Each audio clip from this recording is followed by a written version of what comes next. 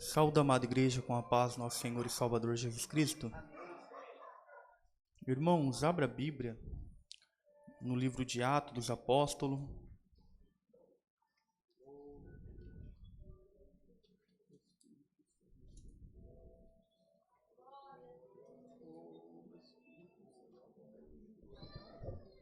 Glória a Deus.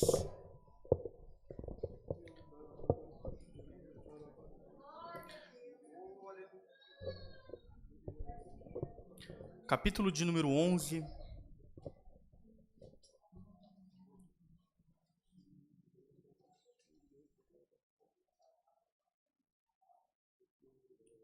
A partir do versículo 19, a palavra do Senhor diz: E os que foram dispersos pela perseguição, que sucedeu por causa de Estevão, caminharam até a Fenícia, Chipre e Antioquia, não anunciando a ninguém a palavra, senão somente aos judeus. E havia entre eles alguns varões de Chipre e de Cirene, os quais, entrando em Antioquia, falaram aos gregos, anunciando o Senhor Jesus. E a mão do Senhor era com eles, e grande número creu e se converteu ao Senhor. E chegou a fama dessas coisas aos ouvidos da igreja que estava em Jerusalém, e enviaram Barnabé até Antioquia, o qual, quando chegou e viu a graça de Deus, se alegrou e exortou a todos a que com firmeza de coração permanecesse no Senhor, porque era homem de bem e cheio do Espírito Santo e de fé, e muita gente se uniu ao Senhor. E partiu Barnabé para Tarso a buscar Saulo, e achando-o, o conduziu para Antioquia. Amém? Pode tomar os vossos assentos. Sou grato a Deus pela oportunidade, ao nosso pastor e a toda a igreja. Queridos, a palavra do Senhor, ela diz que Jesus Cristo, ele veio em uma missão esta de resgatar a humanidade que estava destituída da glória de Deus. É sabido da igreja que quando Jesus ele é preso no jardim do Getsêmani, antes deste momento ele está orando, de maneira que ele está tão aflito que a Bíblia fala que o seu suor se torna em grandes gotas de sangue. Os discípulos é convidado para poder interceder junto a ele. Mas quando ele volta, ele encontra os discípulos adormecidos de um profundo sono. E Jesus ele diz: Não podeis vigiar comigo 1 hora? Vigiai e orai, para que não entreis em tentação. Na verdade, o espírito está pronto, mas a carne é fraca. Jesus ele volta a orar. E a palavra do Senhor vai dizer que a oração de Jesus é: Senhor, Pai, se possível, passa de mim este cálice, mas todavia não seja feita a minha vontade, mas a tua. Porque Jesus ele entendia que ele, como um ser humano, ele não queria viver a aflição que estava para acontecer, mas ele, como Deus, conhecendo o propósito ao qual ele foi enviado, ele queria com que a vontade do Pai fosse soberana na vida dele, e assim ele cumprisse tudo aquilo ao qual o Pai lhe enviou a cumprir. A palavra diz que os anjos vêm e passam a o confortar, a consolá-lo. A Bíblia diz que Judas o trai com um beijo, ele traz o sacerdote e os guarda para poder prendê-lo, porque ele conhecia o lugar onde Jesus ele orava. E a palavra do Senhor, ela conta que, naquele momento, Jesus ele é preso, é conduzido até a casa do sumo sacerdote, é apresentado ao sinédrio, ele é julgado sem culpa alguma, ele vai ser condenado. A Bíblia diz que cuspiram no rosto de Jesus, que os bofetearam.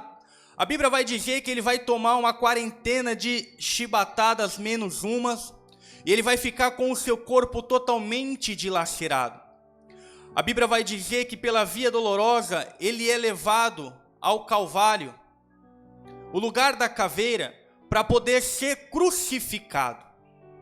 Uma coroa de espinho é colocado em sua cabeça e ele é conduzido, muito debilitado, com o corpo todo dilacerado, perdido bastante sangue. E no meio do caminho, a Bíblia vai dizer que um certo Simão Cirineu é constrangido a carregar a cruz de Jesus Cristo. Porque tem momento da nossa vida, irmão, que a gente precisa de pessoas para nos ajudar a carregar a cruz. Porque tem momento que de fato a cruz é pesada. Tem momento, aleluia, que parece que a gente não vai conseguir. E muitas das vezes a gente quer parar pelo caminho, mas neste momento é que Deus ele levanta Simão Cirineu para poder carregar a cruz, para que a gente não pare no meio do caminho, mas que a gente venha concluir a missão, para que a gente chegue aonde Deus ele quer que a gente chegue. Deus está enviando Simão Cirineu para poder te ajudar. Se prepara que vem vindo o socorro de Deus, aleluia, para a tua vida. Deus vai levantar alguém que vai te pegar na mão e vai te ajudar a caminhar. E você vai conseguir chegar onde Deus quer que você chegue.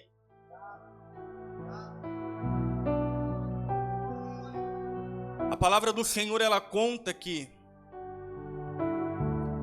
Jesus Cristo, já na cruz, pregado, as mãos e os pés, a cruz levantada, ele no centro, dois malfeitores, um à direita, à esquerda, ele vai dar um brado, Eli, Eli, lama sabachthani, que quer dizer, Deus meu, por que me desamparaste? Mas eu quero dizer para você que Deus ele não te desampara. Deus ele não te abandona. A todo momento Deus ele está do teu lado. A todo momento Deus está junto com você. É Ele que te dá força, é Ele que te conduz. Quando você não consegue caminhar, é Ele que te pega no colo e faz você continuar o trajeto. E a palavra do Senhor conta que Ele vai falar: Pai, está consumado. Nas tuas mãos entrego o meu espírito. Queridos, a igreja ela é anunciada em Cesareia de Filipe. A Bíblia vai dizer que Deus ele vai dar uma revelação para Pedro. Jesus vai perguntar para todos que estão em volta: o que diz os homens aí fora que eu sou? Aí eles começam a dizer: dizem que tu és Elias, outros vão dizer que tu és algum dos profetas. Mas a verdade é que todo mundo aí fora pensa que simplesmente o Senhor é apenas um profeta.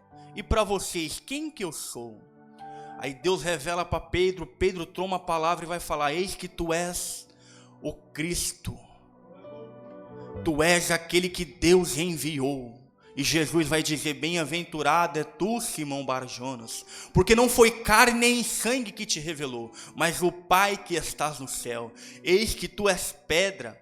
Falando de si, Jesus, aleluia. E sobre esta pedra edificarei a minha igreja. E as portas do inferno não prevalecerão contra ela. Ei, igreja do Senhor, as portas do inferno não prevalecem contra a igreja. Foi Jesus que disse, foi Jesus que prometeu. O diabo se levanta, o inferno se levanta, os demônios se levantam, mas não permanece. A Bíblia diz: pelo um caminho ele vem contra ti, mas por 7 eles terão que fugir diante de você. Então em Cesareia de Filipe é anunciado a igreja, mas a igreja ela vai nascer na cruz do Calvário. Quando Jesus ele entrega o seu espírito ao Senhor, a Bíblia vai dizer que um soldado ele vai perfurar o seu lado com uma lança. E naquele momento vai sair sangue e água. Tem muitas pessoas em nosso meio que é mãe e sabe que no decorrer da gestação, um grande momento é esperado, que é o rompimento da bolsa. E quando a bolsa ela se rompe, da bolsa sai água e sai sangue. E ali é um sinal que a criança nascerá. E quando Jesus ele é perfurado, sai, aleluia, do seu lado sangue e água. A igreja vai nascer para que o inferno não prevaleça contra ela.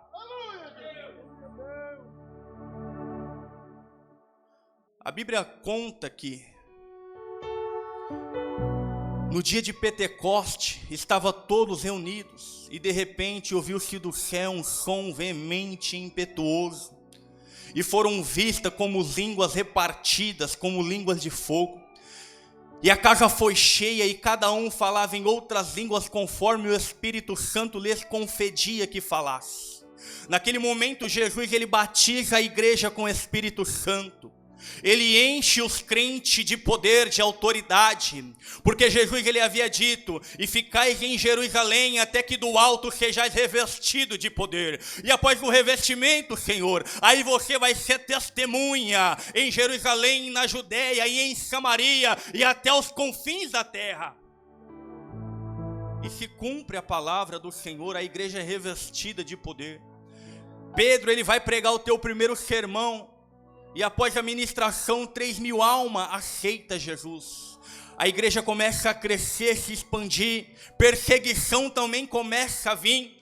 Mas os apóstolos, os discípulos daquela época, eles se alegravam, pastor César, em padecer no nome do Senhor Jesus Cristo.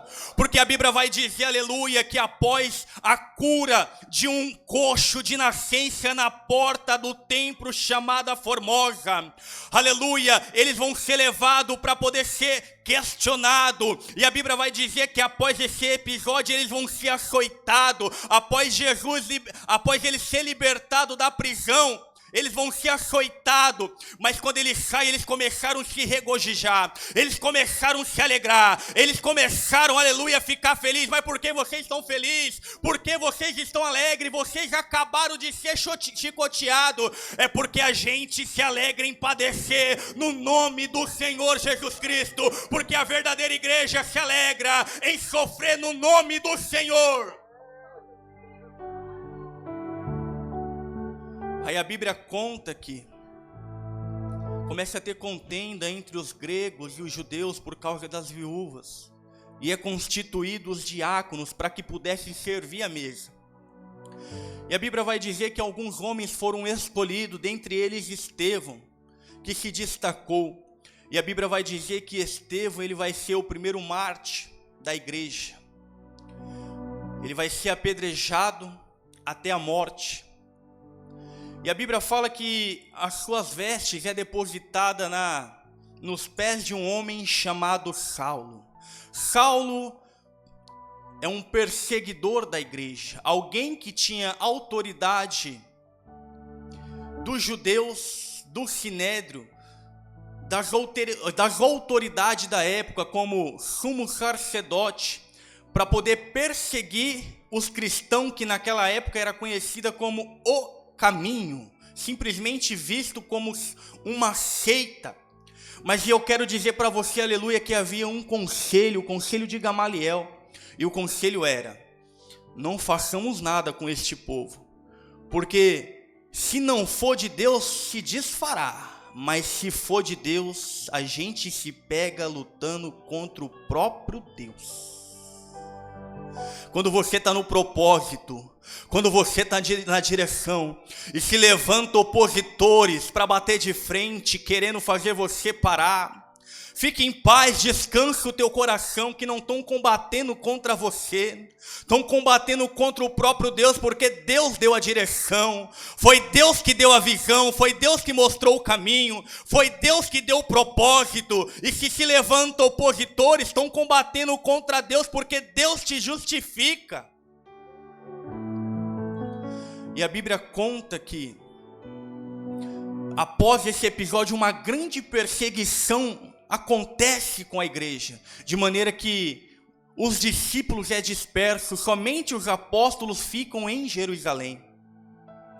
E em meio a essa dispersação, a Bíblia vai dizer que Saulo, ele ouve dizer de uma igreja lá em Damasco. E ele pega a carta de autorização para ele poder entrar na jurisdição de Damasco e assim prender e arrastar todos aqueles que processam o nome de Jesus. E assim ele vai. Mas a Bíblia vai dizer que no caminho, um resplendor de luz aparece a ele e diz: Saulo, Saulo, por que me persegues? Quem és tu, Senhor? Eu sou Jesus, a quem tu persegues. Duro é para ti recalcitrar contra os agrilhões. Oh, glória! Saulo, ele estava perseguindo o caminho, na mentalidade dele. Mas para Deus, ele estava perseguindo Jesus. Fique em paz, querido. Sabe por quê? Porque quem persegue um verdadeiro cristão, um verdadeiro crente, um verdadeiro servo de Deus, um verdadeiro adorador, não está perseguindo você, mas está perseguindo Deus. E Deus, ele vai se levantar ao teu favor. A Bíblia conta que Saulo, ele se converte. 3 dias ele passa sem enxergar. Então um homem, um profeta, é enviado para impor as mãos sobre Saulo e ele redobrar a visão e ser cheio do Espírito Santo. A Bíblia vai dizer que Saulo, ele começa a pregar em Damasco, anunciar o evangelho. Mas a Bíblia fala que uma perseguição se levanta, de maneira que Saulo, ele tem que descer pelo um cesto por cima da muralha para não morrer. Então ele vai para Jerusalém. Quando ele chega em Jerusalém anunciando a fé, todo mundo fica com o pé atrás, porque ele saiu de Jerusalém perseguindo a igreja. Mas só que ele volta agora anunciando o reino dos céus. Mas ninguém dá credibilidade nele, todo mundo quer ele longe, não quer ele perto. Mas aparece um homem chamado Barnabé, que traz ele para perto, que leva ele até os apóstolos, que conta o testemunho dele para a igreja, e fala: verdadeiramente em Damasco este se converteu. Mas a Bíblia também conta que, por causa de Saulo ali, a igreja começa novamente a sofrer perseguição. Então Saulo é mandado para Tarso, para que a poeira abaixasse, para que a perseguição cessasse. E a Bíblia vai dizer que a perseguição cessa, e a igreja passa a viver em paz e em grande harmonia. Só que a palavra do Senhor vai dizer que Deus vai dar uma experiência para Pedro. E a experiência que Deus ele dá para Pedro, ele está numa certa feita, na casa de um certo Simão curtidor. Ele está no terraço com fome, esperando sair o almoço para ele poder almoçar. Mas ele tem um arrebatamento de sentido, e naquele arrebatamento de sentido ele vê vários animais quadrúpedos, animais considerados pela lei impuro. E uma voz dizia: Pedro, mata e come. E ele dizia para a voz: Senhor, não vou matar, não vou comer, porque nunca coloquei nada impuro na minha boca.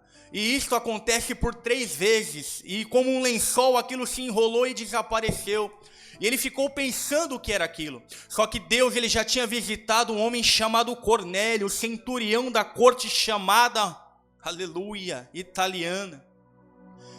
E ele vai dizer: olha, envia homens a Jope, manda procurar um Simão que está na casa de outro Simão chamado curtidor.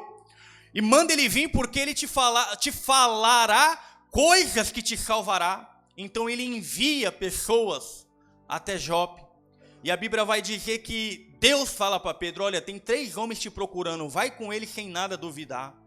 E Pedro, ele vai, e quando ele chega na casa de Cornélio, ele, como um judeu, pastor, um religioso da época, porque Deus, ele trata a religiosidade, irmão, ele tem como quebrar os dogmas humanos, aleluia. E a Bíblia diz que Deus leva Pedro na casa de Cornélio, e na ótica judaica, um judeu não podia entrar na casa de um romano, de um impuro. Mas só que Pedro, ele entra, e quando ele começa a anunciar o evangelho, a Bíblia vai dizer que Deus ele batiza a casa inteira com o Espírito Santo. E os judeus ficaram todos pasmados, observando e dizendo: olha, os mesmos dom que foi dado para nós, Deus deu também para os gentios agora. Aí a palavra do Senhor, ela diz que todo esse episódio, com todo esse contexto, Pedro ele volta, tem que se justificar para a igreja de Jerusalém. E quando ele fala que Deus batizou os irmãos, os gentios, aí cessa toda a confusão, a contenda. Mas em meio à perseguição que aconteceu de Estevão, irmão, entraram pessoas de Antioquia e anunciaram o evangelho para o grego. E os gregos creram. Ali começou a ter um monte de novo convertido. Um monte de pessoas aceitando Jesus por causa da palavra que estava sendo pregada em Antioquia. De maneira que chegou em Jerusalém a notícia: olha, estão pregando em Antioquia e lá Jesus está salvando, o povo está cheio da graça e lá está crescendo. Se Pedro não tivesse tido a experiência com Cornélio, jamais ele enviaria Barnabé para Antioquia. Mas Deus deu experiência para Pedro entender que o que vale é a graça. Irmão, a salvação, ela não é mérito meu, não é mérito daquilo que eu faço. A salvação é graça. É um critério que a gente nunca vai conseguir, aleluia, mudar, porque foi Jesus que estabeleceu. Não é pelas obras para que ninguém se glorie, é a graça de Deus. Se Jesus olhar e achar graça e querer salvar, ele faz. É o critério que ele tem, graça, favor imerecido. Eu não merecia, mas ele me alcançou. Você não merecia, mas ele te alcançou. E Deus ele revela para Pedro isso daí, mas Pedro ele não consegue entender nas entrelinhas e com profundidade o que Deus havia revelado para ele. E Barnabé desce para Antioquia. E quando ele chega em Antioquia, a palavra do Senhor ela diz que ele muito se alegra, porque ele vê que a igreja ali em Antioquia está crescendo, que havia muitos novos convertidos. Ele vai exortar os irmãos a permanecer firme, de coração servindo a Deus. Mas ele viu a necessidade de alguém para poder auxiliá-lo, para poder ajudar na obra. Aí de quem que ele vai se lembrar? Daquele que todos esqueceu. De quem que ele vai se lembrar? Daquele que todo mundo queria longe, que ninguém queria perto. Ele vai se lembrar de Saulo. E ele vai até Tarso buscar Saulo, porque Deus já tinha uma obra na vida de Saulo. Aleluia. E ele traz Saulo para Antioquia. E o interessante, irmão, que a Bíblia fala que não é em Jerusalém que a igreja é conhecida como cristão. Não é em Jerusalém que pela primeira vez os discípulos é chamado cristão, mas é em Antioquia. Aos cuidados de Barnabé e Saulo. Não foi aos cuidados de Pedro, não foi aos cuidados de Tiago, não foi aos cuidados de João, mas foi em Antioquia, a igreja aos cuidados de Barnabé e de Saulo, que pela primeira vez a igreja foi chamada de cristão. Hoje, irmão, a gente vive uma banalização terrível. Estava conversando com a minha esposa hoje e falei, com a tecnologia hoje da IA, a gente vê muitas pessoas blasfemando, irmão, contra Deus, criando vídeos para divulgar na internet, para poder ganhar visualização e likes, e assim seguidores, mas blasfemando contra Deus. Naquela época, o cristão era conhecido pela maneira de viver, pela obediência que tinha, pelo temor que possuía, pela reverência que prestava a Deus. A banalização hoje é tão grande que a gente vê a pessoa vivendo de qualquer maneira e a gente tem a capacidade de olhar e falar que aquele cara é cristão. E na realidade não é, irmão, porque a maneira de viver não condiz. O cristão ele renuncia a si mesmo. ele nega a si mesmo, ele toma a tua cruz, ele serve a Deus com alegria. Ele padece pelo nome de Jesus Cristo, ele obedece, ele tem reverência, ele tem temor, ele obedece. Um verdadeiro cristão, irmão, é diferente de muita gente que a gente vê nos dias de hoje dizendo que é cristão. Sabe o que significa cristão? Um pequeno Cristo, semelhante a Cristo. Será que você já se fez uma pergunta? A maneira que eu tenho vivido, será que tem sido semelhante à maneira que Cristo viveu? Será que a maneira que eu vivo faz com que as pessoas vejam Cristo em mim? Será que a maneira que eu ando faz as pessoas se aproximar de Jesus ou distancia ela de Cristo? Porque em Antioquia, pela primeira vez, os discípulos foram chamados cristãos. Mas para mim poder encerrar, a Bíblia vai dizer que a igreja tinha alguns profetas. E o Espírito Santo desceu na igreja e falou: separar para mim Barnabé e Saulo para a obra que vos tenho chamado. Barnabé, ele acreditou num homem que muitos não acreditou. Ele trouxe para perto aquele que todo mundo queria longe. Ele viu uma chamada em alguém que muitos não viram. Eu quero dizer para você que Deus, ele ainda levanta, Barnabé, pessoas para acreditar na tua chamada. Pessoa para acreditar no propósito que Deus, ele tem na tua vida. Talvez muitos olham para você e não vê nada, mas existe um Barnabé que olha para você e fala: tem chamada de Deus. Deus escolheu. Deus levantou, e eu vou separar porque existe uma grande obra.